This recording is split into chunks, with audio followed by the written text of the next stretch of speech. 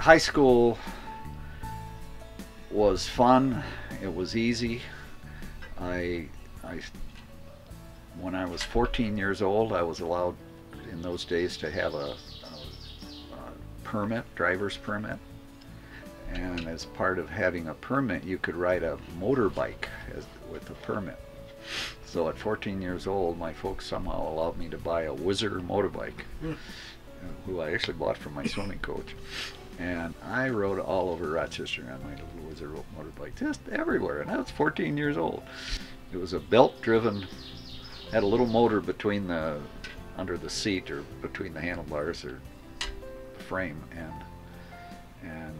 then a big belt that went around the wheel, the back wheel, for power.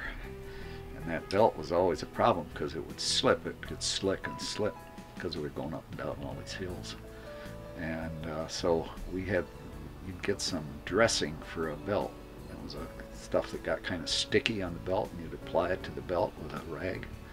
Well, I figured out if I put the back wheel up on a stand, and I could put this dressing on the thing while the wheel was going around, it was a lot easier than having to keep turning it and pushing it around. Except I got my finger too close to the belt, or to the pulley one time. I took my big finger and it just turned it upside down. It went right through the pulley. So I didn't know what to do about that, so I just turned it back, and it was sore for a few days. Never went to the doctor. And then as I got older, I got another motorcycle bike. Powell had a German engine in it that was made by the Nazis to run the V2 rockets, and it was a real high compression, high power engine, but and it was on small. It was a small frame, kind of like a miniature motorcycle, and you could go like 60 miles an hour, but that engine was a little single cylinder engine, and it kept blowing the rods out of the engine.